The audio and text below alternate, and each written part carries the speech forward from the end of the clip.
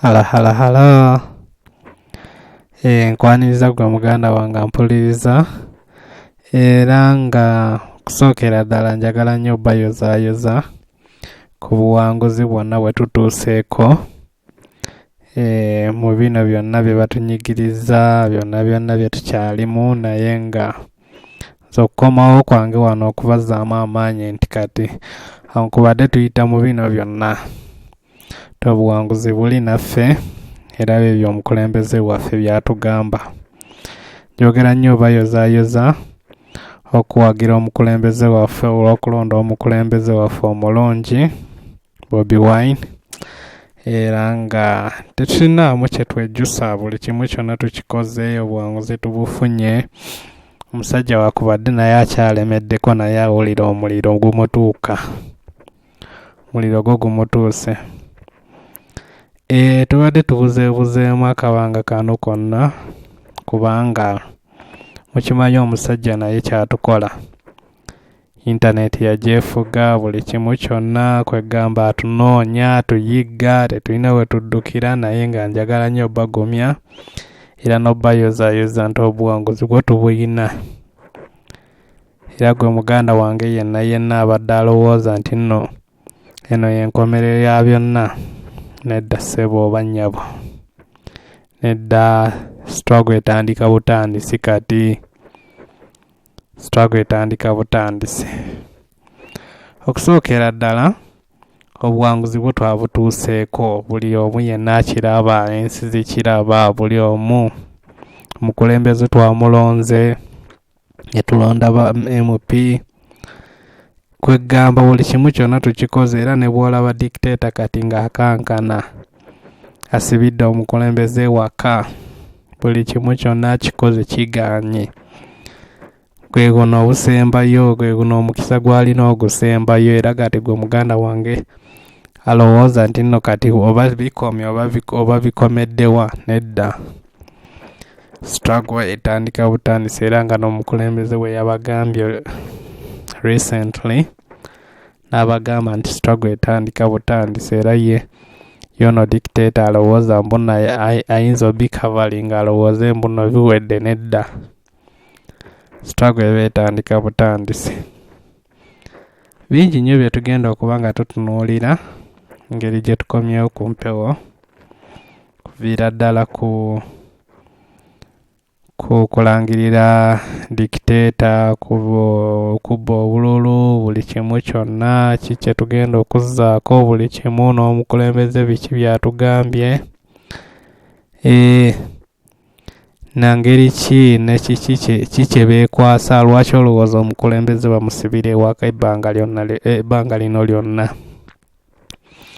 Kubanga kati ye dictator kimanyi nti kati waba tamusibidde ewaka agenda vaayo. Era kati ndowooza kye balwanyisa kyonna bamulwanyisa okubanga tebaagala exposing buli kimu, kubanga kati ayina buli obukakafu bwonna tubulina mu ngalo zaffe. Wakubadde bagezaako, abaana babasse, abaana balina zi DR forms babatwala, abaana buli lukya abaana babatta, abaana babatemula, abaana babajja mu mayumba. Kwegamba byonna babikola nga baagala basigazeeko kali akasuwa akagira kakyabakwatiriddeko. Naye nze mbasuubiza era nga mbagamba njagala nnyo bazzaamu amaanyi. Olaba ffe abali ku ground tetuweddeemuko ku maanyi, naye kati njagala nnyo bazzaamu amaanyi baganda bange, ne mbagamba ono omusajja buli kimu kyonna kyakola entuuko ye etuukiridde, era byasiba bikutuka. Kuviira ddala ku baminisita be bonna be bawangudde. Era nga mu kaseera kano kennyini njagala okuyozaayoza ekibiina kyaffe ekya NUP, okubanga twafunye bamembers of parliament bangi nnyo betamanyi na muwendo, lwakuba kale abasinga bababbye. Olaba babba akalulu kawa pulezidenti ng'ensi yonna eraba kati olwo ba MP bano abali mu byalo singa kati fe abasingayo ne ba MPO bangi nnyo mu Parliament kati neddako. Naye nga muganda wange ampuliriza, njagala obbayozaayoza omulundi omulala okubagumya nti tusigale nga tuli bagumu, tusigale nga tuli bakakkamu, era ng'omukulembeze bw'atugamba ebirala byonna tugenda bikola, era ngo n'abakulembeze bwaffe be bakola, era tubagoberere. Omukulembeze yatugamba tetwagala ntalo, ffe tuli ba ddembe, era n'obuwanguzi olaba tubutuukako mu ddembe. Mbadde njagala batwalako ku bimu ku ebyo ebibaddewo n'amawanga okuba nga tegakoze eki, tegamukongratulatinze by the way n'okuwangula, kubanga bakimanyi obuwanguzi bwe bwonna tebubeera mu gundi mu mateeka, era obuwanguzi bwenna bwa force, buli buwanguzi bwa kutta abantu, obuwanguzi bwa kutemula. Njagala nnyo batwalako ku baganda bange abamu ababadde ba-analyzinga mu budde buno bwesibaddeewo, sooke muwulize ebibadde bateesa buli kimu kyonna, era n'oluvannyuma tugenda kubeera nga tukola ki, nga tweyongerayoko nga bwe mbatuusako ku mawulire amalala. Amawulire go tulina mangi nnyo, akubadde nga bwe mbategeezezaako emabega nti ne intaneti yaffe mbi, intaneti yo bagisalasalako buli ddakiika, kwegamba tebaagala communication eyo yonna etuuke mu bantu, tebaagala buli kimu tulekye exposing, tebaagala tukole ekiba exposing kyonna. Kwegamba omusajja abadde yeelimbika okubeera ng'ayinamu obwa democracy biki bwe bityo, naye kati atulazeeko lo, kati atulaga ku ki ekimuli ku mutima.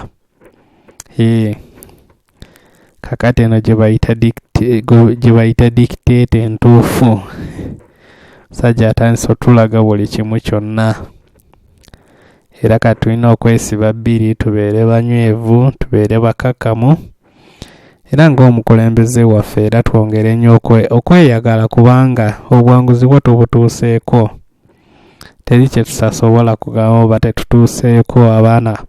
Abaana bayiseemu, abatayiseemu era nabo Mukama ajja tusaasira, omulundi omulala bajja yitamu, naye ng'obuwanguzi bwe tutuuseeko tubwewaliza Mukama Katonda okubanga abadde akyatukuumye, era n'omukulembeze waffe wankubadde naye twongere omusabira, abasajja bamumonitalinga, bamubeerako buli wamu wonna w'alaga, kwegamba ye gwe tuyinza okuba nga tuteekawo omusaala, kubanga byebisinga gwe tusinga okwagalirako ddala okuba nga akyali mulamu, era n'ebirala byonna bigenda kuddirira. Mbadde ntunuulirako wano ku amawulire mangi nnyo ge tulina, amawulire mangi nnyo ge tulina, era nga muganda wange gwe nkukakasa nti gwe wekuumire wano obeere ng'oliko, era tugenda kutuusaako ku mawulire gonna g'oba weetaaga okuba ng'owuliriza, kuviira ddala mu kambi yaffe, era n'abantu bonna abali mu struggle biki byaba batuusaako, era nakiki ekigenda mu maaso, nakiki kyetugoberera, kiki kyetugenda okukola, kubanga abantu abasinga kati balowooza mbuno struggle kati wano weekomye. Nedda, njagala nnyo okukootinga ebigambo by'omukulembeze by'aba ayogedde. Omukulembeze ng'abadde addressinga wano ng'atugamba, yatugambye nedda mwabawaddemu amaanyi, nze nkyalina amaanyi era temuggwamu maanyi. Olaba kati ye mugumu nga bamusibira ewaka nga talina kyakulya, kumala weeks ziizo zino zigenda mu weeks 2 nga talina kyakulya, naye mugumu. Ng'ate alabira ddala abantu bonna abamuli ku lusegere takyayinako yadde n'omu. kakati gwe muganda wange mbadde njagala okusaba nti tubeere bagumu tumanye nti tubeere ku struggle, twongere okweexposing ono dictator era essaawa yonna ajja kuba afoolinga, ajja kubaddayo buli kimu kyonna. Era kati muganda wange asooke nkuteereko osooka owulirizeko ku baganda bange nabo abadde boogerako ku bino ebibadde bigenda mu maaso, era ngenda kuwaera nga nyongera kutuusaako buli mawulire gonna g'oba weetaaga okuwulira wano. Katubeerezeemu tusooke tuwulirize. Obusigwa twabuteekamu Pulezidenti waffe Robert Kyagulanyi Ssentamu. Mujjukire nti Kyagulanyi Ssentamu yawangudde akalulu aka legitimate, so teri kuzikiza. Rahma, I know what it means because ono Pulezidenti waffe twamwesiga netumuteekamu obwesige. Let me tell you something. Basibu ne bannyabo kambabuulireko ekyo kimu. Museveni yawangudde naye teyawangudde. Okitegeera? Ngenda kukubirako baganda bange wano twogereko nabo. Naye Museveni yawangudde naye teyawangudde. Mumanyi lwaki? Museveni yawangudde naye teyawangudde kubanga tebinnaggwa. It's not over yet. This is not over yet. I know most of you are not fine. I know most of you muwedemu amaanyi. I know most of you muwedemu essuubi. But let me tell you one thing. President Robert Kyagulanyi Ssentamu, Bobi Wine, His Excellency, mujjukire bulungi nnyo nti President Robert Kyagulanyi Ssentamu atuweera steps ahead in everything that has been occurring. President Robert Kyagulanyi Ssentamu atuweera mu maaso. He's always steps ahead.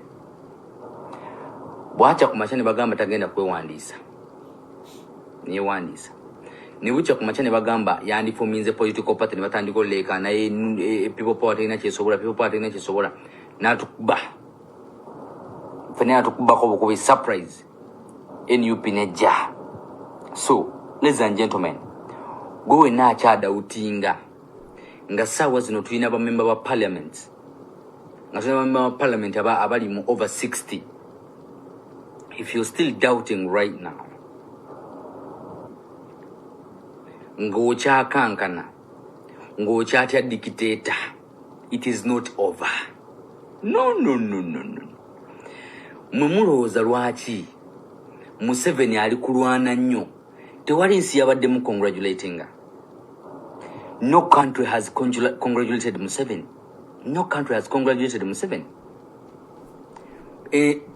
Omuntu amukongratulations ye Magufuli kubanga yasayininga deal ne Magufuli nga deal ye benefitinga nnyo Tanzania more than Ugandans.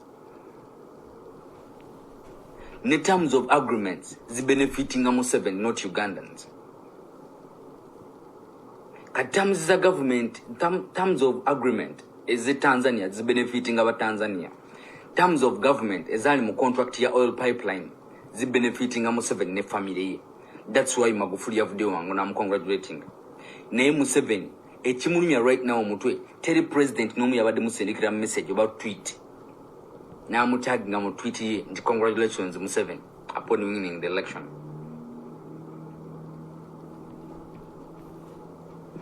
If you know that you want change, if you know that you support Robert Kyagulanyi Ssentamu, if you know that you're seeking for change, if you know that you're tired of the dictator, this is not the time to give up. This is not the time to give up. President Robert Kyagulanyi Ssentamu atubeera 15 steps ahead, 20 steps ahead. Robert Kyagulanyi Ssentamu atubeera mu maaso wala nnyo.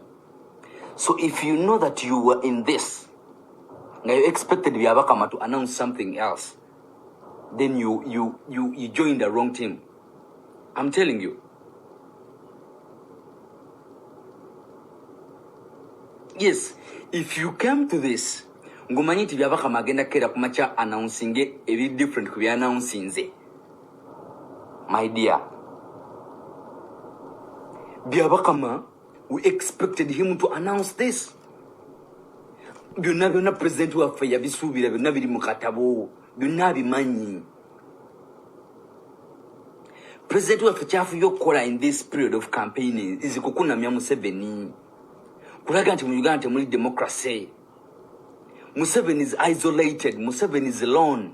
Museveni is alone with his team, with his win. Museveni aliyeka.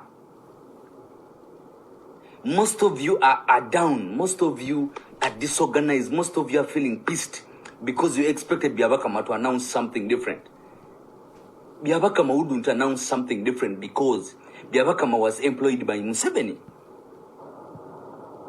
Byabakama has been working for Museveni, defending him since way back when he was chairing the Besigye's case of rape. So, basebo ne banyabo. Njagala tusooke tukulembeze ekintu kimu kya trustinga mu kulembeze wa Robert Kyagulanyi Ssentamu. Nti akatabo yakalina. President Robert Kyagulanyi Ssentamu yalina akatabo.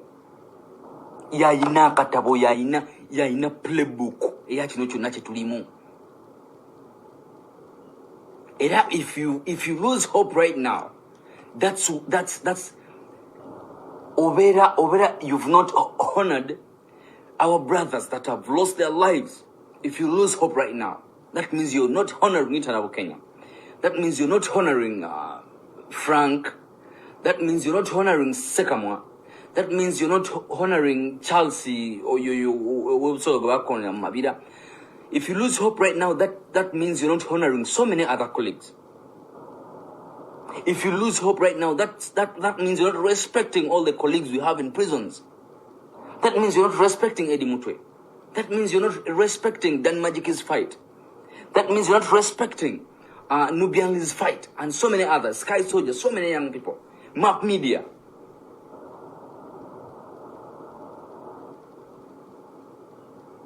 But now Uganda, it's Robert Kyagulanyi Ssentamu who made a decision one time that he's going to verse a dictator. No one told him to declare. It must have been a decision with his wife, the first lady. But take it. We must and you have to trust our president. Museveni is isolated. Museveni is alone. He announced himself and is alone. Museveni, yamazo kwirangira naye achayombesa Bobby Wine. You've seen him briefing jakoza achayomba. Museveni is even speaking about Bobby Wine's age. Until by 38 you're not a youth. Museveni kanemya kaja Bobby Wine giri muyombe kubanga Bobby Wine, His Excellency, the gladiator, yakunamiza Museveni. Museveni was stripped naked completely.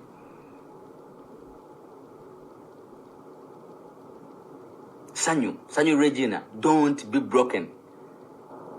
Tuina standing so strong. This is the time that His Excellency Robert Kyagulanyi Ssentamu needs us the most. Why would even a president come on national TV and tell people about the other candidate's age and speak about his age and start condemning the media? If you're doing something good, if you're doing something right, why are you chasing away the media? You be proud of your stupidity. You be proud of your cruelty. You be proud of your atrocities that you're committing against the people of Uganda.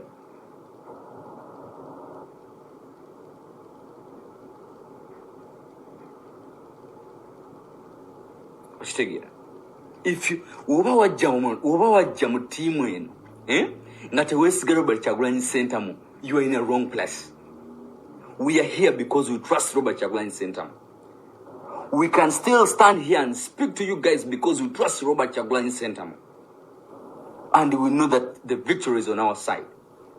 Omusajja yerangidde naye kiri omulumi omutwe tebali mu recognizinga. Teri president yabadde okujjako Magufuli yakola deal efevalinga Museveni ne bakyalibe ne family ye. Tewali president mala yabadde mu congratulation mumanyi lwaki? America yakubye ebituli mu kaluluke. Gundi African Union yakubye ebituli mu kaluluke. Buli omu yakubye ebituli mu kalulu. alumbye media ali kuvuma Al Jazeera avuma abazungu avuma simanyi biki. Museveni is too desperate. Desperation ya Museveni esinga ate before abadde nga tetunamaliriza kalulu. Kati gwaleyo ng'oluzinze hope. Just know Museveni is too desperate than even before we voted.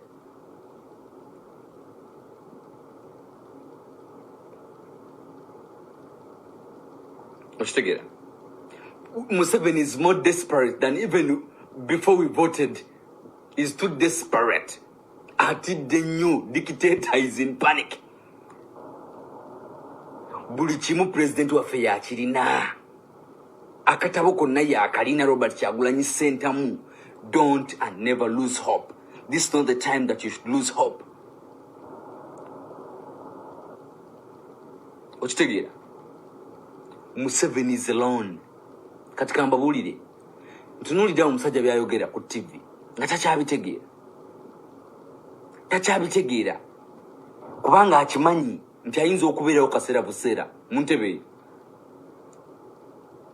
Museveni akimanyi. Museveni knows very well that he can temporarily be in that seat. Nabagambye okuva jjo nti ekigenda okutabula Museveni kati legitimacy. Kubanga Museveni expected the African Union to come and endorse his win. They have not come out. Museveni expected these other organizations to endorse his win. They have not come out. For just $67, you can make as many. Omusajja alina amaanyi mangi nnyo. Bobi Wine has made the dictator do all sorts of stupid things. The dictator is simanyi kyeka yagala mukwata amugambe kwegamba yagala twesibako nti yawangudde. Agezaako tuteka mbongo nti nawangudde.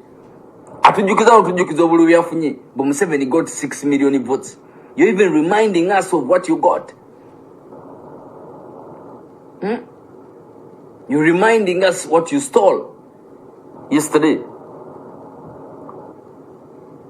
All the stolen votes. Zolo tujjukira mbo Museveni got it is not about age. It is not about age. Age doesn't matter. Even someone of 40 years is not a youth. Museveni ekizibu ekitutta ye mutabanyi we Muhoozi. Muhoozi is an empty head. Kati Museveni waraba omusajja w'emyaka 5 nga tategeera. Alowooza w'emyaka 3 mu tasobola kufuga ggwanga. That is the biggest problem. Museveni sees all these examples from his son. His son is 51 years, over 50. His son is 50 years, but he's dense. So Museveni thinks that someone of 38 years cannot take over the leadership of the country. Because his son is too dense to even reason. He's too dense to even speak for 5 minutes in public. He's even too dense to make statements for 10 minutes in public. Katumsaji atwisibaka atulira nga yawangudde nze nawangudde. Mumanyi lwaki akuba bi press conference. Mumanyi lwaki avayo mbu alikuwa addressing ggwanga. Is addressing the country because of the heat. Museveni ali mu kutya. Museveni agamba singa kalute kajja. Museveni is more panic than even before the elections. Bana Uganda temupowa temuzikiza mumukube ku Twitter, mumukube Kyagulanyi ku Facebook, mumukube Kyagulanyi ku Instagram, mumuyire ku Twitter, you shower Kyagulanyi with love everywhere. Shower Kyagulanyi with love on Twitter. Shower Kyagulanyi with love on Facebook. Mumutagging tumukawura mu Twitter. Shower Kyagulanyi everywhere on Twitter. If you don't have a Twitter account, open a Twitter account. Shower Kyagulanyi with love on Twitter. Because Museveni is already recognized. Because the moment you declare the winner, everyone starts tweeting and sending congratulatory messages. But no one has congratulated him. Watch it. Even during the scuffle, let me remind you something. Even during the scuffle of Trump and Joe Biden about someone claiming that he was rigged, very many heads of state started sending Joe Biden tweets and congratulating him because they knew he was genuinely elected. Even during the process of recounting votes. They had already congratulated him. Ochitegera. So, basebo ne banyabo temuzikiza. Kangeza ko kubirako gundi. Let me try calling our Secretary General.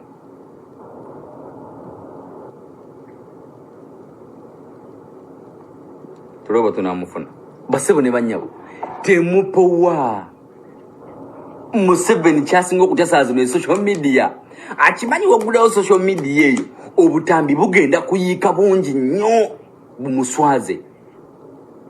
Museveni akimanyi bulungi wagulawo social media. Mpoza agenda kugalawo social media for how many months? Era Museveni nza n'okusindika bu video nga yerayize ekiro kya leero. Nze mbabuulira. Kubanga akimanyi nti wagulawo social media agenda kuba akunami.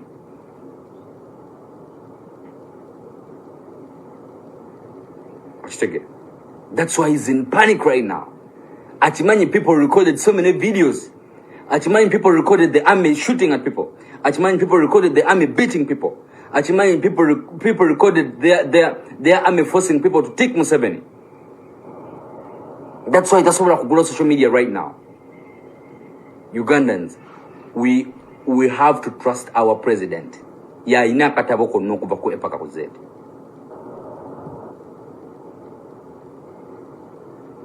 Ochitegera. Council mukube na interpart Secretary General. Ochitegera. So, woboli eyo nga wali osubira byabaka mu kulangirira His Excellency Kyagulanyi. You are in a wrong place.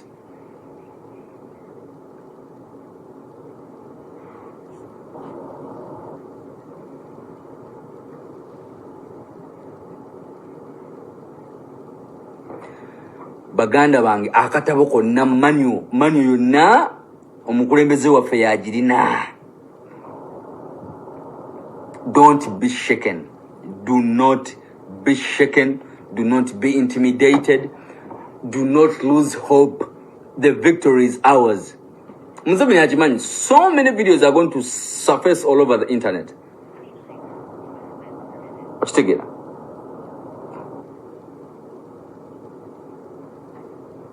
First of all, he has deployed at Kyagulanyi's home. He has stopped him accessing the medias. He has arrested. They have beaten up Honorable Zake. He has arrested Joel Senyonyi. He's doing all these sorts of manners. Ye kunamya bwe kunamya. Museveni kimuyombya saa zino. Yerangiride ayine mundu alina electoral commission ayina buli omu naye akyayomba mumanyi lwaki kubanga akimanyi. It is not recognized anywhere. The government is recognized anywhere. Teri yabadde mu congratulating ante sebo oyisemu sebo wangu de teri kimuluma awulya bubi nnyo. Dictator ali mu gunugu gw'amaanyi. Tetugenda kupowa. Tetugenda kuzikiza. Tetugenda kupowa. Nze mbabuulira. Ndigezaako wano okureachinga one of our colleagues. I'm trying to reach one of our colleagues atubuulire embeera ya Honorable Zake cause yagenzeyo mu ddwaliro n'amulaba.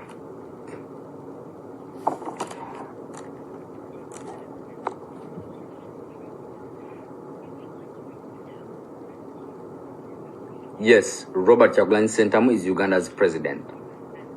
So vitalina jazz jebulu simanyi milioni 5, simanyi milioni meka tebuliyo. Even before adding up the percentage nti esuka mu 10. Talina ya bujje. Banga ne percentage yona yo jigatte esuka mu 10. Talina ya bujje bulu. Ochitegera.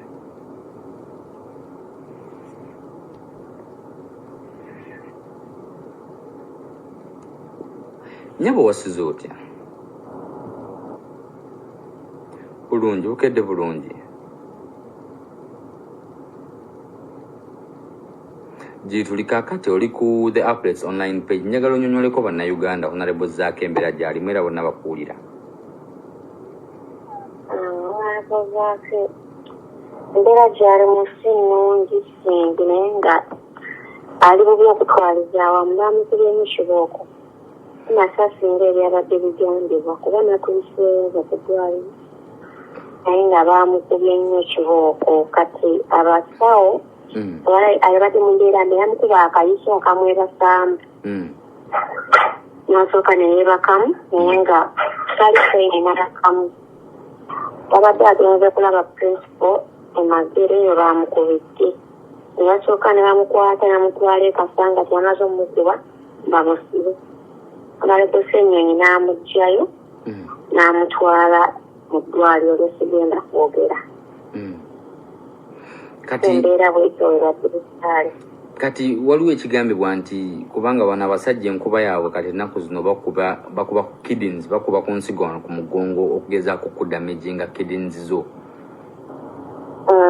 era ekyo kyekyasinze nnyo okuwaringa abantu nti era baakubye mu mutwe baakubye mu lago baakubye mu kifuba baakubye mu mugongo baakubye amagulu we baasanze bonna baakubye so embeera ye for sure ennungi n'akamu kyokka ate ne bayagala okumusiba olwedde nga ate n'embeera gyalimu kubaatese n'azirikamu awo baamukubye nnyo emirigo abasajja b'amagye abali ewa honorable Kyagulanyi pulezidenti waffe kati mu bitundu by'otambuddemu cause I know very well nti otambuddemu around embeera eri etya era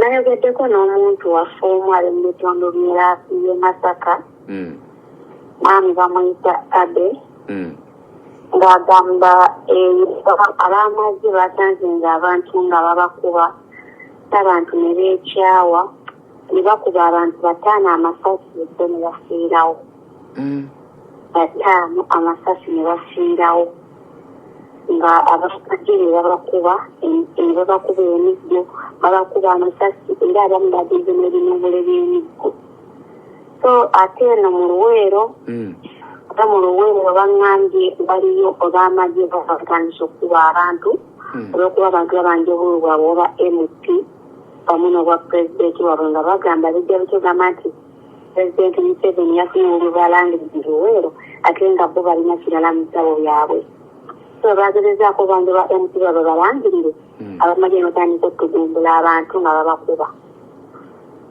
waliwo omulala ŋŋambye Mukono bamuyita Shamin aŋŋambye Mukono baakubye omuvubuka omu essasi teeberezebwa okuba nti yafudde oba ali mu mbeera nnungi abalika n'attuka ku ddwaliro okunfaamingira ddala so ebyo byonna tukyalinzeemu okutunoonyereza empula tegeerinti kituufu naye yafudde oba teyafudde naye ng'embeera bw'ekyoyo abadde kati bino byonna omuntu aba amaze okwerangirira aba akola byakyate cause alinga ali mu kutya ate okusinga eyawangudde ali mu kutya nnyo kyetwebuuza yalangiridde ate kati okutugumbula abantu abaakuba bakyoledde nga ne bw'aba agamba yayiseewo mu butuufu etawuni yonna wakiteeka nga bagoba bagobi bantu mu tawuni nabaddeko saidi z'entindo eyo yonna nga bagoba abantu emotoka by'amagye okabyolaba nga bikola ki nga bitambula bagoba abantu muggaleewo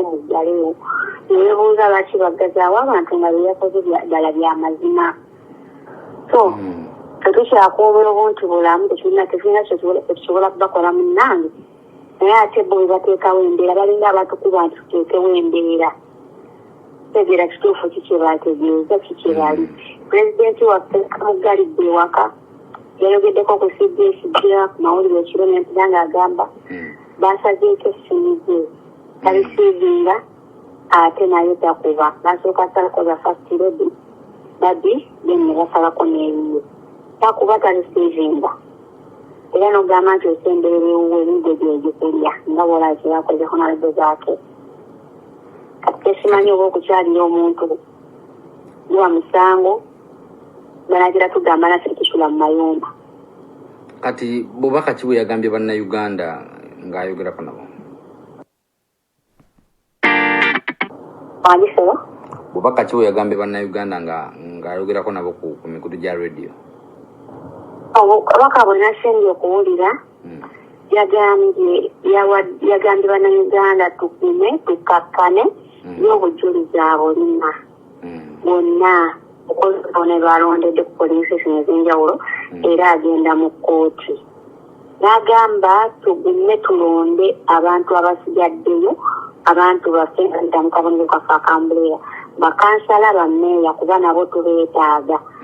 N'agamba agenda mu kkooti tugume tukkakkane yagenda mu kkooti buli kimu olutuuki bwe buli obuwanguzi bwaffe tetugwamu maanyi tusigale nga tuli strong obuwanguzi bwaffe. So n'atukubiriza tugende tulonde abaddako tetugwamu nnyo maanyi paka amale ogenda mu kkooti. Wabula naffe tetwebuuza abasajja abali ewuwe abatamukkiriza fuluma anaafuluma ekisinga ottuluma kati so tetulenze kati nkya tukonfaaminga eddala afuluma. Kati ono omusajja kyagamba agenda keepinga internet ng'agijjeeko okumala emyezi ng'etaano kubanga of course wazzaako internet bu video bujja vaayo bungi ng'abantu kubanga abantu bayiga okurekodinga buli wamu mu Uganda. Abantu bamanyi okurekodingisa amasimu gaabwe buli wamu barekodingirawo. Ebintu turekodinga munaleteraga mu masimu gaabwe balinza azzeeko twatandika ogwabwe naye ekyo nawuliddeko ejjo yabakama n'obwabakama bwe yasoose egamba bannamawulire bambuliza nga ebya intaneti ng'agamba ye tamanyi bya intaneti tamanyi lwaki teriiko wabula ebisitula okuba bwe bali ku eri. Olwamaze ne bagamba bagenda gizaako ku Mande naye si wonna bagenda kusooka bazeeko leke nga bunala abantu basooke bazeeko WhatsApp oluddako bazeeko ekirala oluddako bazeeko Instagram ye nga bwaki bwagamba ku Mande katulinze ku Mande enkya tulabe naffe kyanabazizzaako wakati ndowooza n'obusungu bubaluma nnyo kuba MP baabwe bonna twabakubye. Ekirala ekyasinze nti MP waba yawangulidde mu 8,000 nga bamujja ku 3 oba 5 uyabayi bamusale basobole okusala Mr. Kyagulanyi. Shamim Malende we nabadde yawangulidde ddala waggulu enewuunyiza nti gundiza tibe baafulumiza sibewanguliddeko. Honorable Naluyima yataddewo okukendeera n'abangi ebize ne bagezaako omugamba kasita wawangudde biki ebimalade bikyankanye ntulabangulidde gwe wangudde ntulangirira ezo ensonga gye bamuwadde n'abagamba ezange nzaagala bamuwadde 3 kubanga kyesitategeera waliwo kyesitategeera waliwo results ezazzeza oba zawadde ziba kiruhura eyo nga bagamba yawangudde nga MP yawangudde n'obululu 6,000 neŋŋamba mu kyalo ekiruhura omuntu awangudde te n'obululu 6,000. Okitegeera kati basala obwaffe ne bajja okwabwe ate baakubye ezombo Arua n'eno saidi gye Kasese nga ne Shema nga bagamba yonna Mr. Kyagulanyi yawanguddeyo wamu ne ba MP abasinga abanooku naye twabadde surprise ate okulaga nti munaye Mr. President yakoze yakubye mu Mbale mwonna Museveni yafunyeyo 0 ebintu abaana babirina naye balangirire Mr. Kyagulanyi yafunye 0. Kitegeeza n'egye balanze ya Mr. Kyagulanyi ebyabadde Mr. Kyagulanyi byebya Museveni. So tulinze kkooti ebiramula. Kati omusajja ng'ali mu kutya nnyo anakkiriza President waffe okupetitioninga cause amagye tasobola gajja mu Kampala saa zino kubanga akimanyi abantu tebamwagala era abantu banyiivu nnyo nnyo kyakimanyi naye kennyini. Olaba abantu kyemmanyi bagumu wamu ne pulezidenti waffe abaana bangi bafiiriddwa obulamu bwabwe basibye nga balwanirira kyukya yaabwe kankyogere bwe ntyo baveewa ti abaana ddabo banaakolaki banaakisanyukiramu naye nze kyemmanyi ajja gajja wate kyemmanyi naye akimanyi agenda wabula ye nga ye bwagamba nti najja namundu nzirayo namundu alabika ayagala kugendako na musaayi gw'abantu abamu addeyo ng'alwana kuba akimanyi agenda akimanyi era kooti tagiwona naye kati ayagala atigumbula abaana kati webuuza ekyatisiza abaana be nga sakaki ariko ayagala atigumbuleko abasinga agende nga naye agamba kasita nasizzaako bwe bati kuba naye akimanyi talina lugendo kubanga abantu sobola kuwangula mu tawuni n'otandika kuwa bantu ssente mutwalo celebrating nze nabayisa babawa ssente ne t-shirt bakube bandi ku CPS. Okumuselebrating yaguza abantu okumuselebrating mbu yawangudde mbu bamulangiridde mbu basanyuke. Yaguza abantu n'abawa ssente ne t-shirt ne bazambala bakuba bandi babadde rawundi CPS ne State Square. Nadda mu kisenyi eri wabeera bus nayo n'akola kyekimu era nga bamagye babakuumi naye ng'abantu n'abaliwo abadde mu kisenyi bwana bwa street wano ku CPS ng'abaana abaliwo abantu abaliwo bezerwera na 30 ati oba owangudde ng'okkiriza nti owangudde lwaki otoogula abantu baselebrating era owangudde okkiriza owangudde lwaki oleeta emmamba ng'abantu b'olwanyisa bali innocent tebalina yadde ekyokulwanyisa tebalina emmundu tebalina miggo tebalina jambiya wabula gwoleese emmamba ezaawa n'ezaawa asitegeeza gwoba mutuddewo toddenaani abasajja beyaleese tebamanyi lulimi lwonna tamanyi luzungu ne bw'oyogera oluzungu okwekutula oba oluganda tebalumanyi tebakwanukula basirika busirisi ne bakugunda ebijo nga bo basirisi nebanga oyogera ne bakasiru nga bakola ekalangala ababuuza teboogera embeera eri Uganda kati naye nga bannayuganda ne bakubita tugumi nze tulina hope tugenda ku buwanguzi bwaffe era entebe eyaffe naye eno message kubanga kati tetuwuliza abantu bangi okuva ewaka eno message abantu bagina muli mu mutima are the people convicted to be behind Robert Kyagulanyi Center balina conviction eyo nti president waffe yawangudde abagina weewaawo ensi yasoose neeyongoberamu ekisinga okubaluma ekikubasirika sigamba nti byavuddeyo tewalakkiriza na byavuddeyo naye kyasinza okubaluma nti pulezidenti waffe kumuggyako ddemberi eby'obuntu amaka gage naye tebamukkiriza adde okugafuluma ennyumba ye essimu zize bamukkiriza adde okkuba essimu ne TV bagikutuddeko TV nedena babikutuddeko talina kwalabya kintu kyonna kati awo kiba kuyimirira ddembe lya muntu tosobola kufuga muntu ekintu kiyakera neyeegulira neyezimbira n'okijjako kati oba otyaki kikyoba oyagala okukuza nze tukirabangako ne banamuli bagere tukirabangako kulangirira nga baggyeko neeti neeti ye buli kimu bizinesi z'abantu zifudde lwa neeti egeera naye nga bakyali strong wabula ekyo kyekisinga okubaluma babo bamanyi era bagubu tulina wiini bonna tulina wiini naye ekisinga okubaluma okubeera nga bayongobefu kujjako pulezidenti waabwe eddembe lye lwaki tebagenze bamuliyati ne babimukola lwaki tebagenze wa tumukunde ne babimukola lwaki babikola ye so minisita byabakamuoyo alina kyekubira wa ena alabika wa Mwami 7 of course batulugunyanga mu campaign mwabiraba obaka ani yali yesiyo wa president bwe balikola bwe mwalaba basiya abaana baffe mu makomera bawoza basi bagiwambye ne bagifulumya eggwanga era babikola si kitegeeza ki ali mu fiya alaba nga n'eryanire tuleesa ali mu fiya yali tasuubira nti nasobola okutuusa n'abo ababaka betwayisizaamu yadde abamu baabadde ng'ekayunga nakwedde yalidde ku kibiina kya Nuupu Mwami Museveni n'agamba balangirire Nantaba ne bwe yabigambira yabyogedde yalangirira Nantaba naye ng'ati baasinze Nantaba ezo recording zonna gyeziri waliwo n'abaana be baateeka ku gani point nga bagamba bagulewo sefu ebeeramu obululu bafikisingemu obululu nga kuli already picked by Museveni egani era omwana waliwo recording gyeri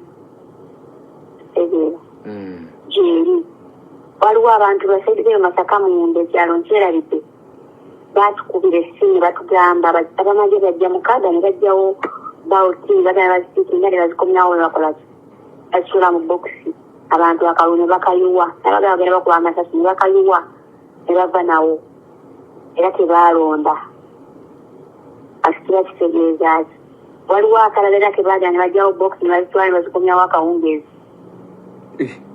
kikiba kitegeeza ki nawulidde omubaka yatutemanyi bawoti pepa endala ero deziritikisi n'agamba zabadde bazirabidde nga zasigalidde awo kati wazirira mu kizibu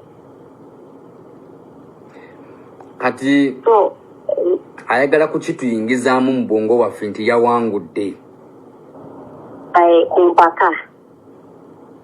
kumpaka naye ate tajja kitukaka kuba okuwagira Mwami Kyagulanyi tewali yatuyita nemanyi nti yatuyita kuba mu maka gaffe tetwayagala ye muntu yalina yasobola otukolera ebintu ebitutwala mu maaso sikutuza mabega naye tagenda tukaka muwagire fetuli baddembe wagira gwe twagala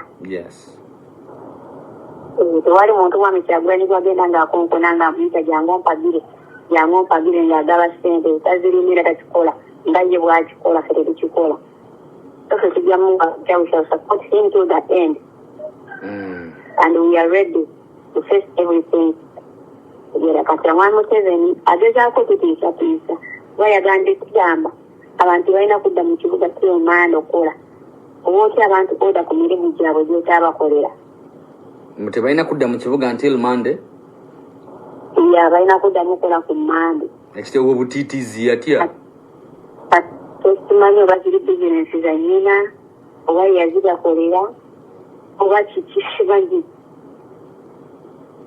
mwana ndowooza omuntu bwakula atadda buto naye ate atidde ate tumunoonya bamusangira awantu wonna naye tumunoonya alina ogituulamu atubuli ojja wangu ate balabika ne boxes ez'obuntu bazisumuludde ziri baziterese nsiringo bamya bakama be yasomye nga biraga bamuwandikidde ebiwandiikire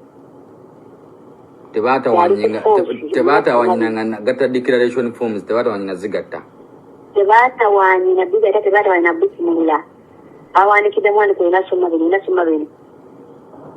natamanya nti baana be basiisha y'abaana be zasiraanya bawuza bampambira famiye yaffe batuwambira bampambira abaana bange kiki etwagala bwenkanya mu kalulu kano tetumanyi wiini yasse obwaffe bwawadde Mwami Museveni kati agenda tubuulira Sheema ne Zombo Arua yonna eyo ebiwangulidde nga ffe pepa zaffe ziraga birala embaale nga ziraga birala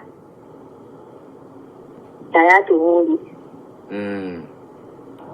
sonaffe tuyinze mukama waffe naye ate ng'afuluma agenda mu kooti kubeera alina sooka fuluma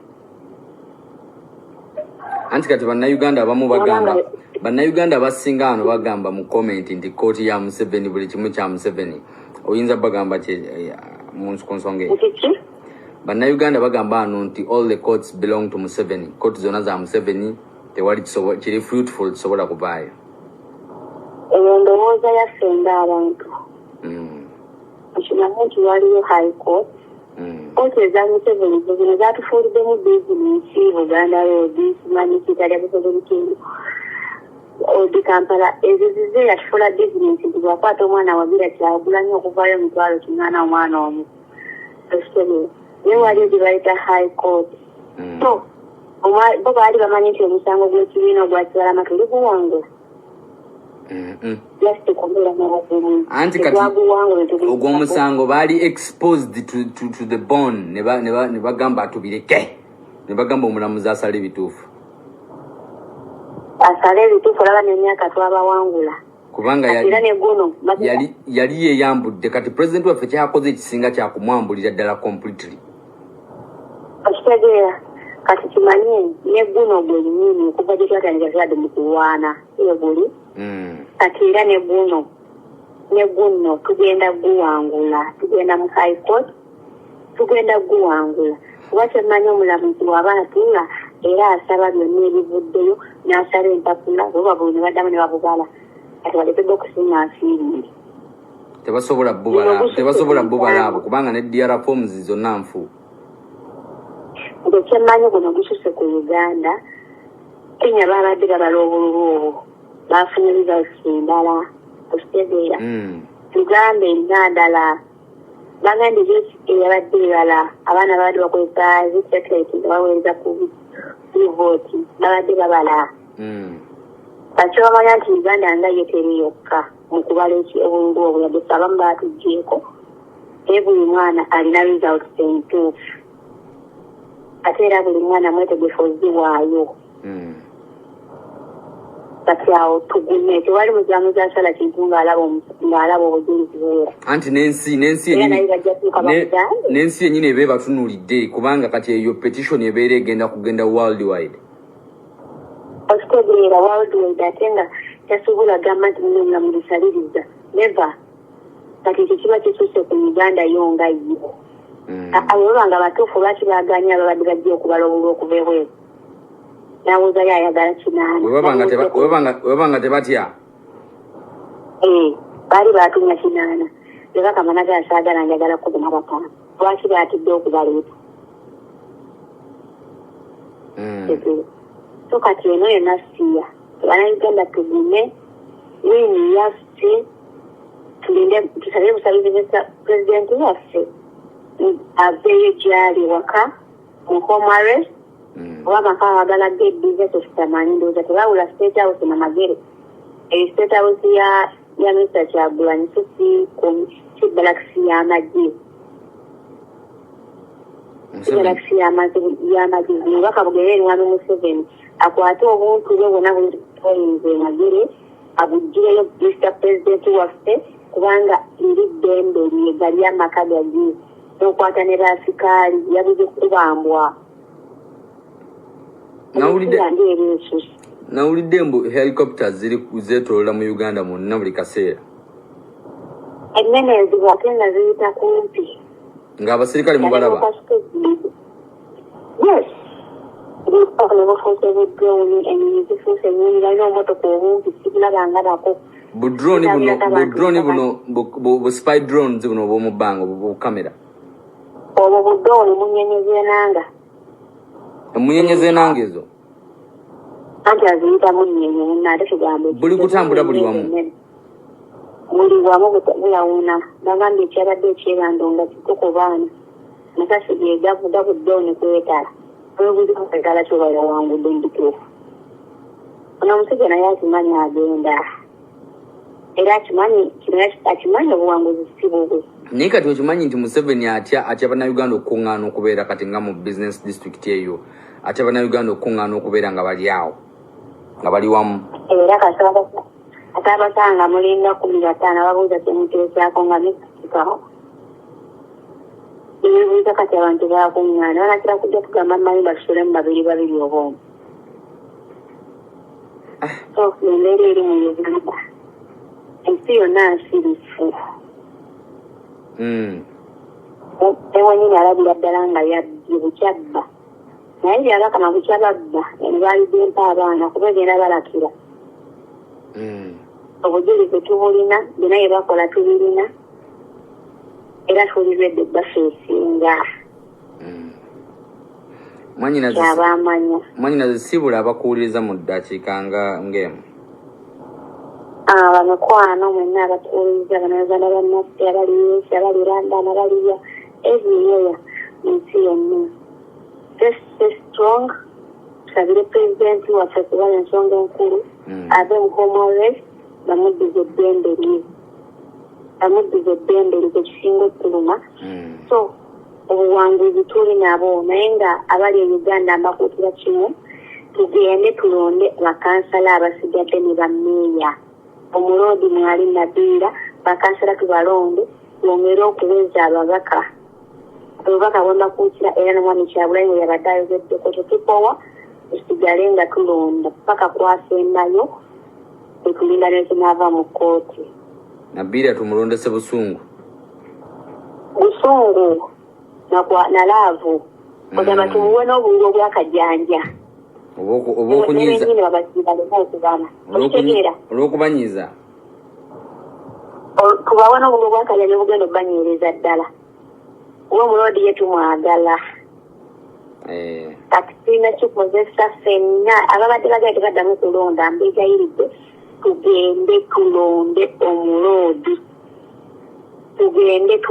omuloodi Jamimu yakikubye Jowero yakikubye kati n'omuloodi tumwagala kintu kinene nnyo kyatugattako oyinza obbagamba ekyo era tetugenda keera oba naatandika nti kulonda bakansala tujja genda kulonda bammeeya tujja genda tubalage nti naffe tetunnaba kukowa obalowooza nti twaweddemu amaanyi balinda ate kati kana akaluko bwa mena ko kajja reflecting kajja baswaza nnyo ku bino ebalangidde mu Kampala. Kajja baswaza nnyo bana bakuba baswaza kati nekano kajja baswaza nnyo ku bibalangiridde. Kajja baswaza ate mwani Museveni ono obaka bugende gy'oli kimanyi owulira. Kwe bali babaako. Wadde essaawa ntono jayo obusajja bwo buwatadde ku State House e Magere. Oba ng'awangudde mu bituufu bijjeeyo pulezidenti waffe mulekere eddembe lyo gali si makaago si maka ga Natasha si maka ga mukyalawo gali makaage tekuli kikumi kyo yayo obusajja bwo ofune w'obuwummuza ekyo tetugenda kubeera nga tutambulira ku mundu ofuga bajjajja ofuzi ba maama baffe naffe otukalakata tuttikyo n'abaana baffe onaatufoosinga twagala ku mpaka anatufosinga jayo obusajja bwo buwatadde Magere mwakubira lebo zaate order from above okubewa kitabani kye kimukozi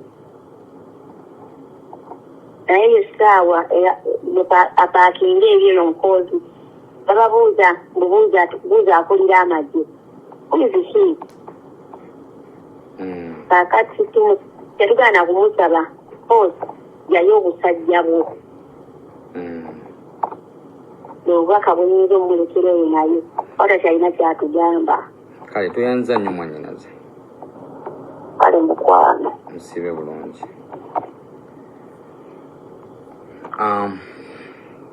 basebo ne bannyabo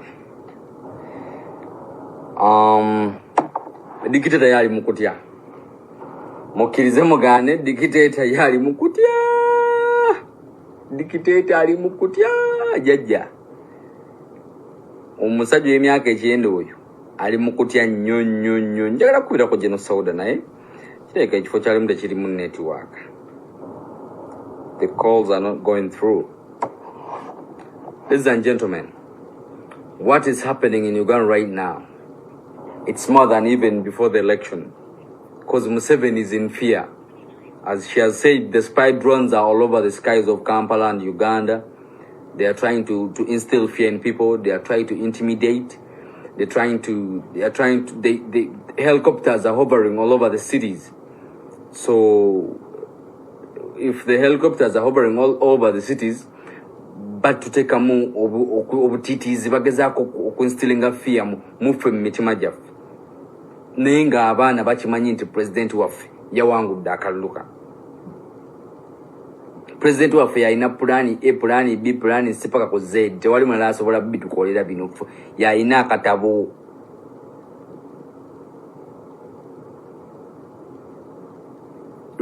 Uganda, pulezidenti waffe, dear Ugandans out there, it's only our president yalina script yonna. Temusagaasagana bana abasajja tubalabise. Okitegeera? Like kanoonyemuko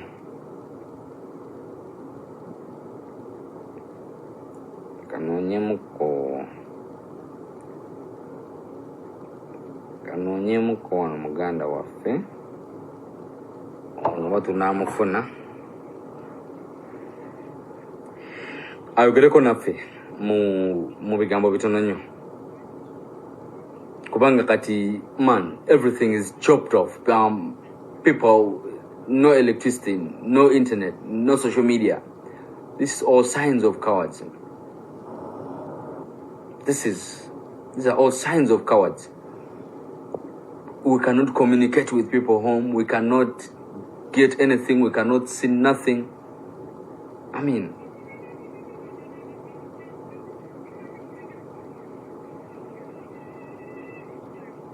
internet is off. David, internet is off, Nash.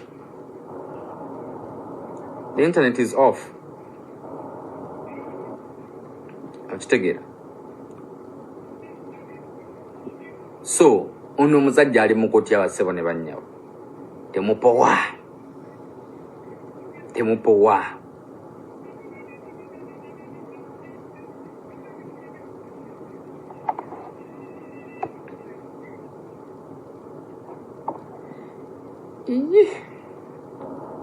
Sajja gwankubidde agaanye okukwata Sajja gwe nkubidde aganye okukwata.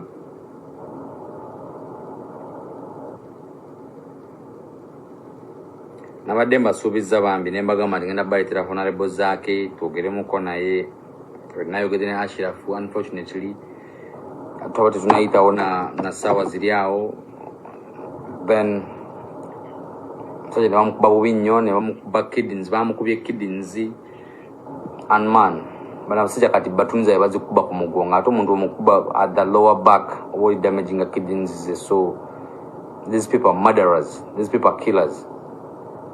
Wakitegera bana abasajja basi, bana abasajja babi nnyo. Wakitegera bana abasajja babi nnyo basi. Hello omukulu wasuze otya sebo? Netulesebo kakati or live ku the updates online page. Honorable Zaake ali mu mbeera ki ssaawa zino? Ani onoba ono JK ng'oli ku the updates online page ku Segirinya Muhammad fans page. waiwerike ndi banaga bannayuganda bambuliriza. Embeera eriwo yabadde y'amaanyi nnyo ya bwerinde, nange bankubye, nakubiddwa ndi mu mbeera mbi, naye ne mukama wange bamukubye bubi nnyo nnyo, netusooka n'okulowooza nti afudde, naye tannafa wabula ali mu kkoma essaawa yonna, era bayinza obbabikira nti afudde. Naye nga abasajja bamukubye bubi nnyo, naye nga tebalina nsonga gye bamukubira. Embeera era Uganda embeera ya bunkenke. Tulina ne munnaffe munya gwe bankuba naye gwe baali bamenya ekisambi, gwe baalagako ko Mr. Update emabegaawo. Yes. Naye basirikale bazzeemu ne bamukuba, era yazzeeyo ku kitanda ali mu mbeera embi, era naye ndi wano naye. Kati embeera eriwo ssebo, obansobola omuwa ne n'ayogera. Ogenda mu mpako kati Honorable ssaawa zaabadde nga mmeka zeyabadde atuuse wa president? Essaawa zabadde nga 8. Essaawa mwe zaabeeredde, ne bamukuba, ne bamusika, ne bamukulula, ne bamutwala nga kikasasiro, ne bamutipiki bwe kasangati naye ng'akirimu,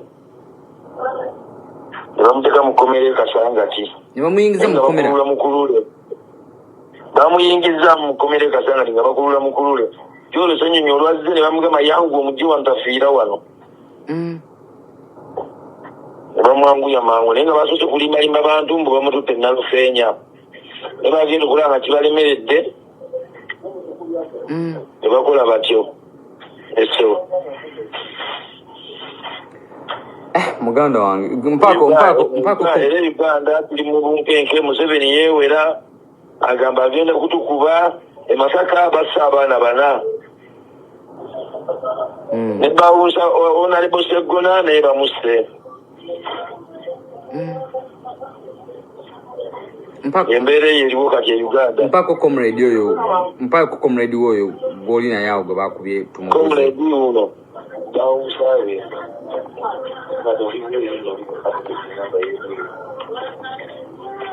Hello. Omukulu ng'olabe n'obulumi, tunnyonnyoleko embeera yabadde etya nga tebanakukuba? Embeera yo yabadde nnokutwaliza awamu, era ffenna we tuli amagulu bagakoseza bukosa butaate, kuba twabadde tetusobola kutuula ate nga tusobola okutambulira disiti ku miggo. Embeera yo yabadde mbi nnyo, ndowooza babaddeko zi intaneti tekuli, e Masaka basse, ne Luwero kyabadde bubi nnyo, e Kampala, kwegana embeera yo ebadde ennungi okutwaliza awamu.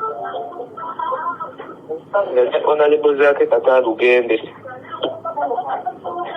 Kati mu scenario eyo ey'okumukuba waliwo recording yonna eyakwatibwa oba tewali recording wadde? recording eringa eyinza okubaawo nga bamukwata bamukasise mu motoka yaabwe kaneno kagundi kanalufeenya ne bamutusa mangu bamutwale ate ku poliisi tegeera naye nga era kati akyali mu ddwaliro ali ku oxygen tanadda ngulu. Ogambye bouncer wa Honorable Seguna naye bamukubye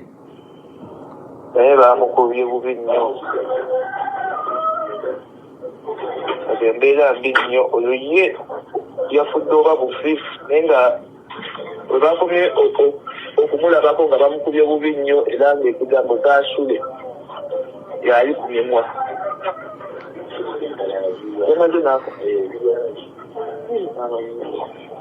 naye yafiiridde ddala naye nga nakomye mulabako embeera yabadde mbi nnyo.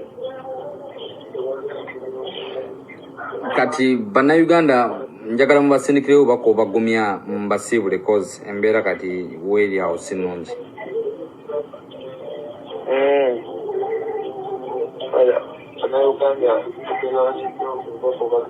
Wayi taata nti bannayuganda basindikirewo bako obagumya mbasiibule cause kirabika embeera gye mulimu si nnungi.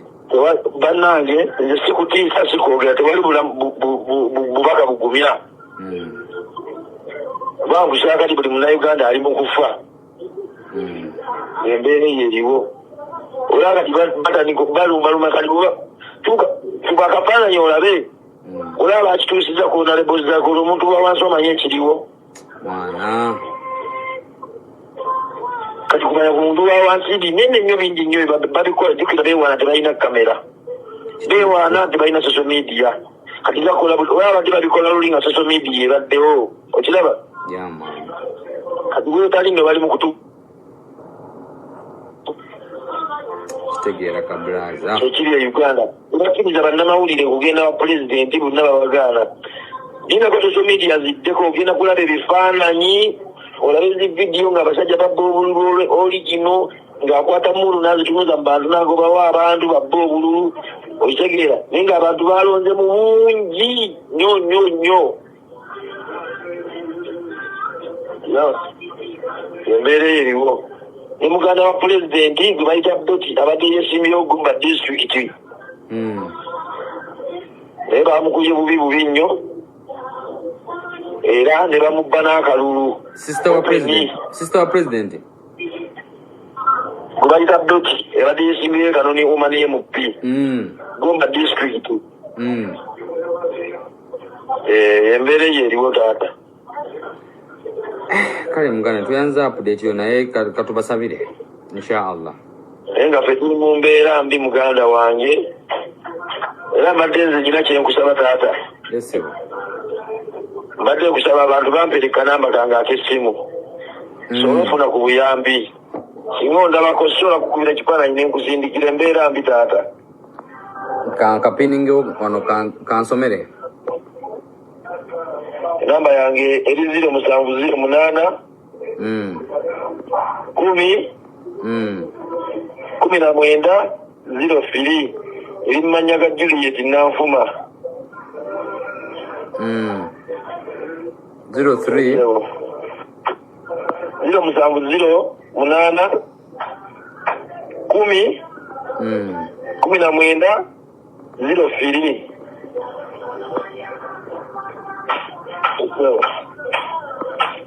Juliet Nanfuma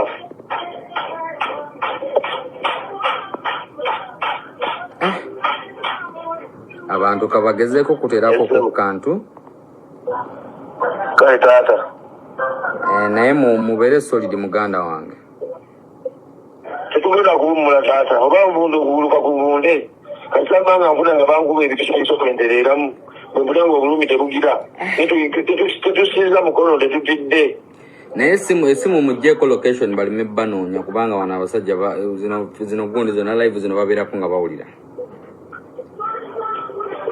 wangi nti esimu mugjeeko locations zibeere nga ziri off kubanga live zino babeerako nga bawulira twakikoze ekyo taata kale baaba naye kaŋŋamba abantu bakutereko ku kantu inshallah kale muganda wange niyenza nnyo ssebo kale baba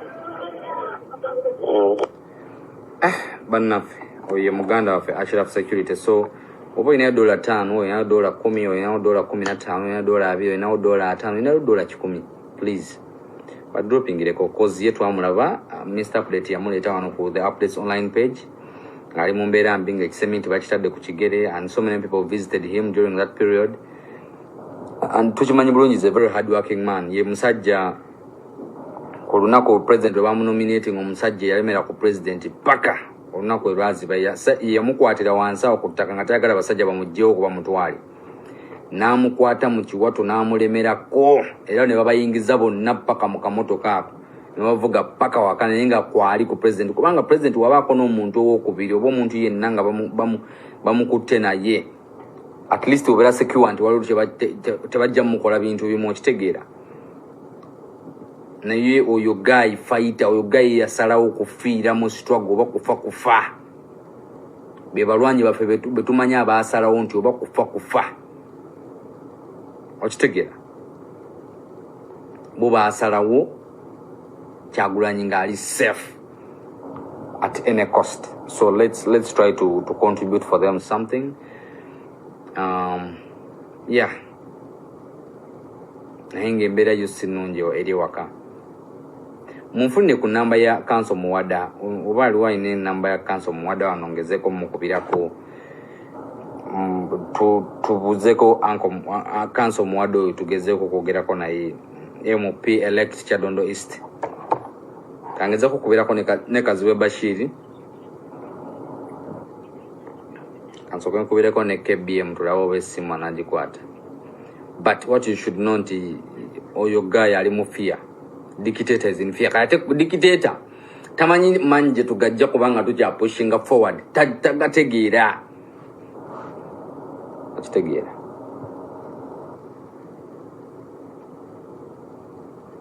Hello.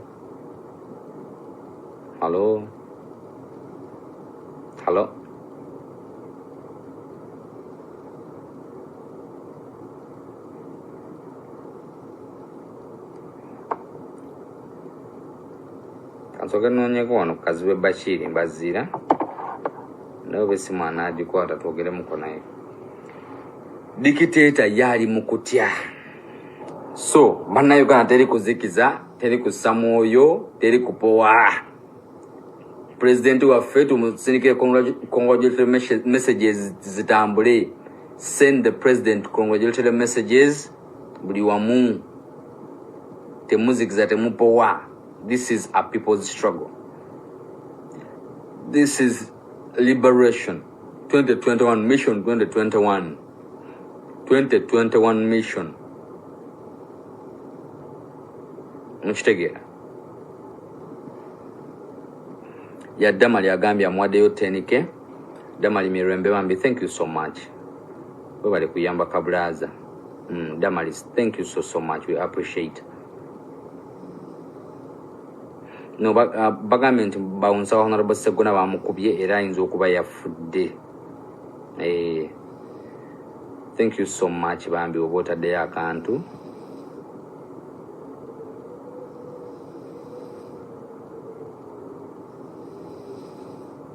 Yeah, oba otaddeyo anything. Alex Waiswa yannemye ey'okufuna okuva jjo. Council Waiswa, I think in number engine, and I've spoken to him more than once. Waiswa ye nalemedde omufuna okuva jjo.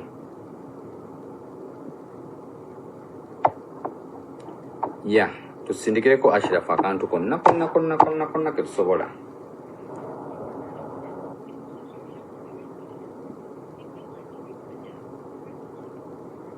Kati saa zino atta abaana mu kimugunyu, abaana batta mu kimugunyu, mwadanku nnyingi.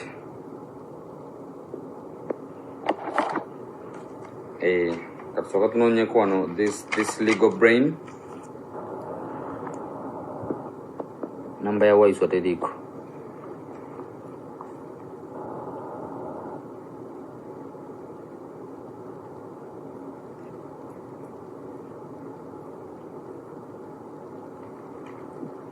Kanoonyeko wano legal knowledge eno. bannange kale kambabulire wadde kooti za dictator naye wali ebiseera mu kooti weefosingibwa okusala amazima. Nze mbabuulira president yagambye tujja in all avenues.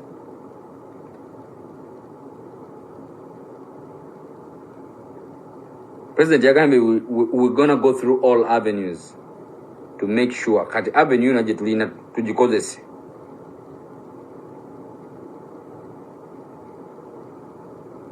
Kitegeera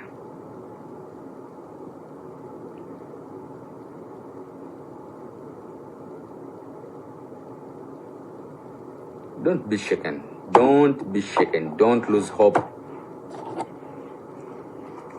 Omusajja ali twesibako bwesibi ayagala tumutegeere mbu yawangudde atwesibako bwesibi ayogera ebitakwatagana atugamba ssebo nga we yawangudde ye atwesibako atunyumiza ebibye atwesibako bwesibi dictator agimanyi tetumurecognize nze tetumumanyi byaliko naye gwe omanyi okuwangula akalwensi ne zitakweyanzaako wadde ne zitakongratulatingako wadde mbu weebale kuyitamu nga omaze okwerangirira because buli omu yakirabye nti weerangidde ng'otaddewo amagye weerangidde ng'otaddewo emmundu otaddewo helicopter otaddewo machine guns otaddewo buli kimu ne weerangira buli omu yakirabye.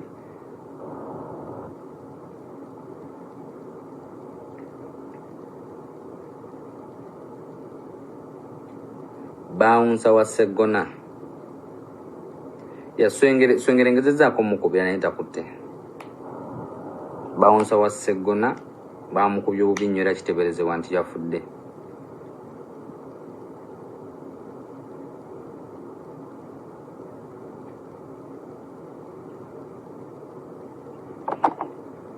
Kanso muwada nga takwata.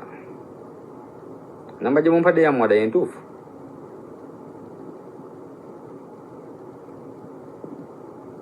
Bale namba gye mumpadde ya muwada yentuufu?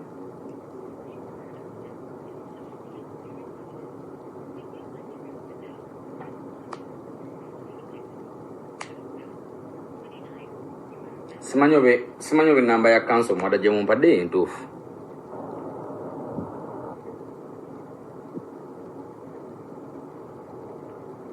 Bane tugezeeko okusindikira Ashraf Security something. Tugezeeko okusindikirako Ashraf something. Bambi musajja atuyeyambe yambe. Yeah, there is too much pain in Uganda. The mood it's a somber mood back home.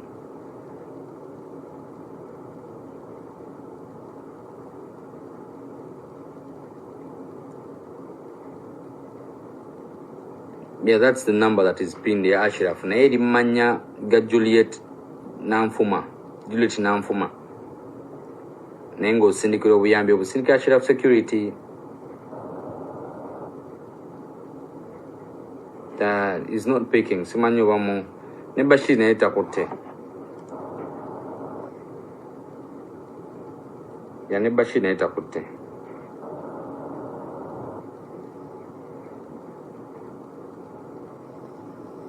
Ne Bashir takutte so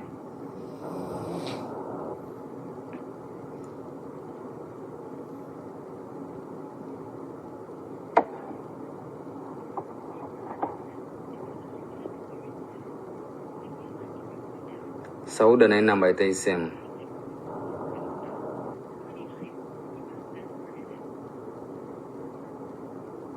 Bane musindikireyo something in solidarity. Musindikireyo anything in solidarity. Stick there. Call for Mr. Updates.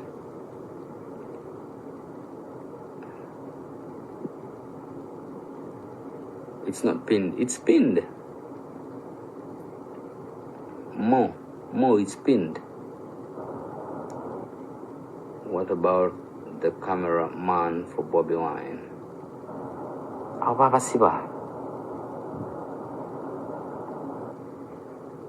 Let's send him some little money.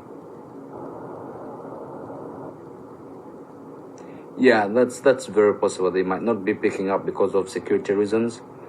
And it's just 5 as to why they are not picking, because they are hunting down for them right now. They don't want them to meet because they might be devising for something, that another strategy, so they make sure they are not together. So that could be, yeah.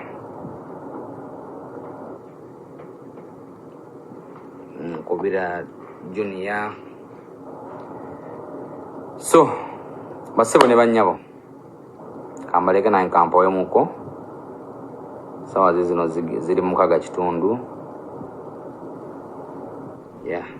Nimwe bali nyonyo. Let's try Noah. Noah njogeddeko naye. Pozi nga mwagala nzire mukubireko ababuuzeeko.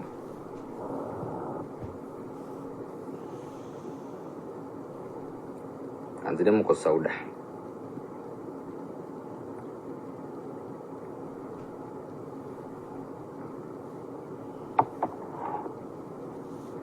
Bane tusindikireko Ashraf. Anything small.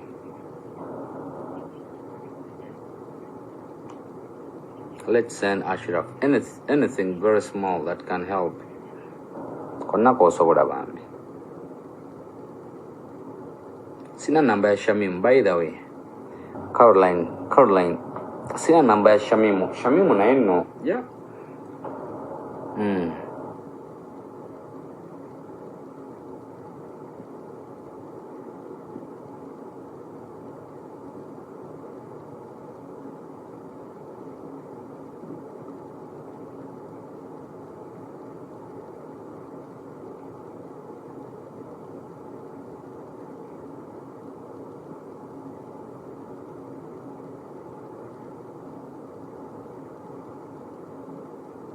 Togenda boss. Jami kangene mpoe mwana. I'm still in pain for the lives lost. Everyone is in shock, my dear. We shall need your information. The right person to call is Council Segona.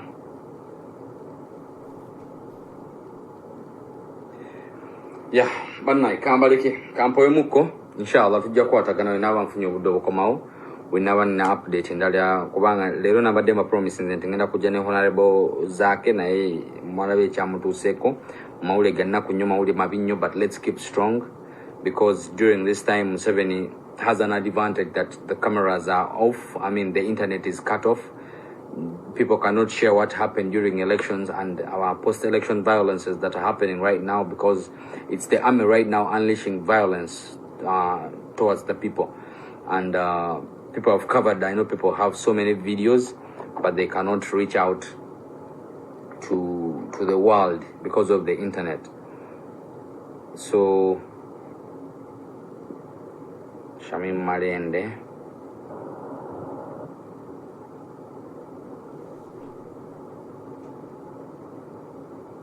Shamim Marende.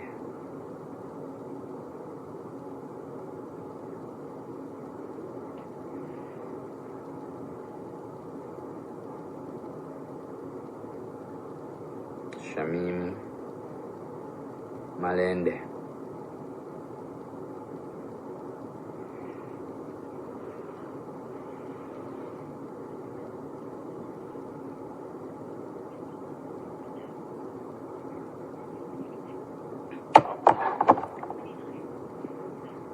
Katugeze okugenda ne Council Shamim.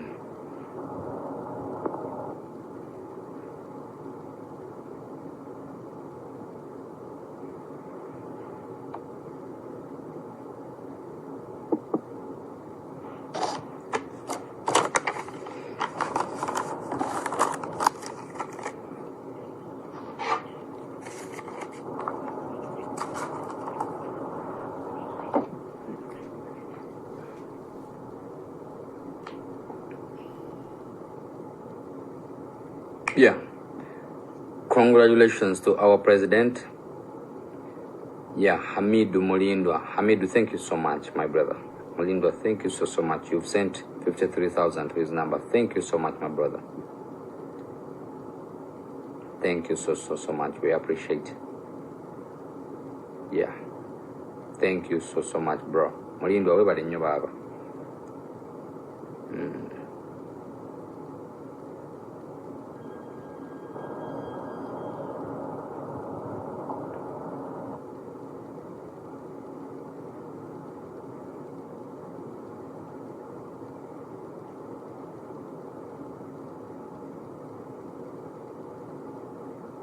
Answer Takwat. Yeah, dear fellow Ugandans, let's keep strong. I once again congratulate His Excellency Robert Kyagulanyi Ssentamu Robert upon winning this tight contestation against the dictator, because you remember very well His Excellency Robert Kyagulanyi Ssentamu was fighting the judiciary, he was fighting the Electoral Commission, he was contesting against Museveni, he was contesting against the army, he was contesting against all the policemen and the prisons. He was contesting against the guns. He was contesting against the RDCs. He was contesting against so many people that are entrenched within Museveni's security system and also other institutions. So this is a big win for His Excellency Robert Kyagulanyi Ssentamu, and it's a big win for Uganda. We know very well that it's just a matter of time, but Ugandans are going to liberate themselves. Ugandans going to bring freedom to their country. Ugandans must have to liberate themselves, and it's just a matter of time. I congratulate you, His Excellency Robert Kyagulanyi Ssentamu. I congratulate the people of Uganda. I congratulate once again all the candidates, all the noob candidates all over the country that have secured win, and it's really very impressive that we've managed to secure those number of seats in Parliament. But it's not enough if our president is not crowned the President of the Republic of Uganda yet to have the victory. So bana Uganda mwebale nnyo ddala kubeerako, mwebale nnyo okufollowinga nsonga, mwebale kubeerako lwe tujjobayo update yonna ebeera eguddewo, mwebale ddala. Tuyozayoza His Excellency Robert Kyagulanyi Ssentamu okubanga yafunye wini eyo, okubanga yabadde yesimbyewo n'abantu bangi nnyo abamulwanyisa okuva ddala mu magye, poliisi, prisoni, ba RDC, baani bonna bakola mu gavumenti. So tumuyozayoza His Excellency Robert Kyagulanyi Ssentamu okuwangula akalulu kano, era nga ye president gwe tumanyi wa Uganda alina okubeera mu bukulembeze bw'eggwanga. So bassebo ne bannyabo tweyanza mwebale kubeerako. People power, our power. The mission was 2021. The mission was 2021. Remember very well, the dictator is in panic. He wants us to recognize him as a president, but he did not win this election. He rigged the election all over the country. So stay strong, stay solid, don't lose hope. Let's trust His Excellency Robert Kyagulanyi Ssentamu. Let's trust our president, because he has the script of all this. Please keep strong. Keep strong. Muchitegera. People power, our power. Mission 2021. And we are removing a dictator. We are removing a 35-year-old rule of guns. Muchitegera. Stay strong. Temutya. Speak to people back home, bagumye mbazeemu amaani. Mwebale nnyo, mwebale kubeerako. People power, our power. NUP everywhere. Everywhere NUP. Mubeere bulungi, Mukama Katonda bankumire. Mweraba.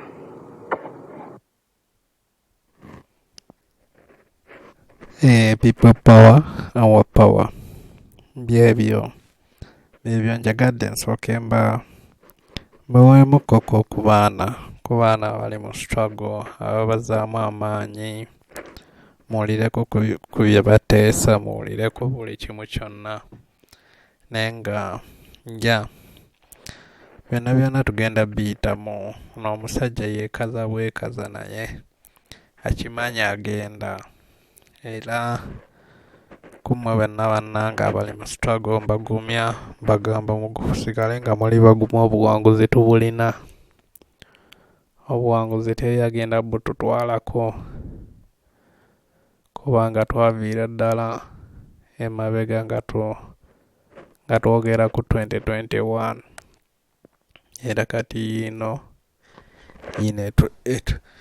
tugituuseemu, era etulazeeko buli kimu kyonna kye twali tulindirira.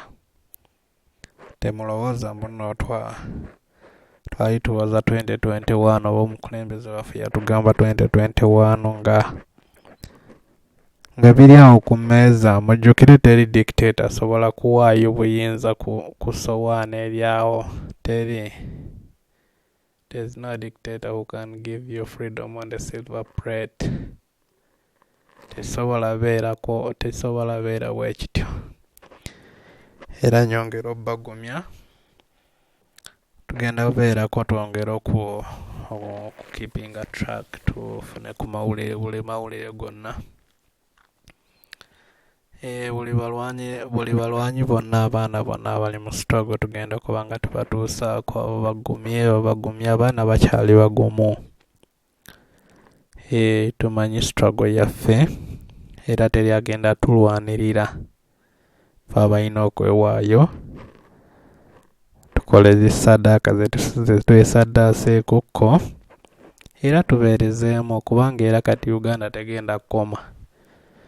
Ne bwe tunaagamba muno struggle oba kiki oba struggle egaanye oba ki era byonna byebimu kubanga era dictator aba akyaliko. Okuwummulako emirembe gye tugenda okufunako nga dictator avudde mu ntebe eyo gye yeewaaniramu. Ye mu ntebe gy'akoleramu ebikolobero, entebe gy'atiddemu abaana baffe, entebe gy'atiddemu abazadde baffe, entebe gy'atiddemu ab'emikwano baffe. Struggle okuggwako ng'avudde mu ntebe. Era nyongera obbagumya, nyongera obbacongratulatinga, nyongera obbazaamu amaanyi nti temuli mwekka, ffenna twetuli. Era mweyongera okupressinga button tulabe nga dictator avaawo. Kubanga bwe tuba tetulwanya omanyi bagamba President waffe azaatugamba nti no buli mugigi gulina okulaba mission gye guliko oba gugituukiriza oba gugiryamu olukwe. Naye kati nze mbakubiriza nti ffe tugezeeko okulaba ng'eno mission gye twatandika. Eno mission gye twatandika tulabe nga tugimaliriza inshallah. Tulabe nga tugimaliriza. Olwo Uganda egenda tunyumira. Tetuganye tuyinza okukaddiwa naye ng'abaana be tuba tuzadde bayinza okwenyumirizamu ebyo bye twakola. Kubanga kati abasinga kati tulwana okulaba nga future y'abaana baffe be tugenda ozaala oba be tulina ng'ebeera bright. Oyo omukulembeze era buli omu akimanyi tetwetaaga kipreachinga oba kibeerako. Kyagulanyi talina kyatalina yagenda mu struggle ng'alwanirira muntu wa wansi. Era sinagenda mu struggle juzi wano ng'ali mu bya bululu. Oyo Kyagulanyi yatandika dda okulwanira omuntu wa wansi okuviira ddala mabega kubanga ye mwana wa ghetto, yamanyi ebizibu byaffe, yamanyi buli kimu. Era naffe nje mbadde mbasaba tumubeereremu era naffe twebeereremu, sinakumubeereramu twebeereremu kubanga alina buli kimu kyonna. Oyo omusajja yandibadde yeetuulira ewaka. Yandibadde yeetuulira ewaka, lowooza yayagala okubeera nga bamutokyalinga buli kimu kyonna, naye alumirirwa eggwanga lyonna n'abaana bonna. Era byebyo bamikwano, tweyongera okukwatagana awamu tumanye nti buli omu yenna Munnayuganda era nga tulina okukwatiragana awamu tulabe nga tutuukiriza ebyo ebiruubirirwa bye tuluubirira okutuukiriza. Era nga kyemmanyi nti ku buno obuwanguzi n'enjoleka gye tuwolesezaamu Museveni, gye mbasuubiza tasobola kuwona ng'abaana bwe mubawulidde. Eyo entebe gy'alimu agirimu kaseera buseera, yeerangiridde naye akimanyi kaseera buseera. He can't be in that seat for more than 5 years. Never. It can't happen.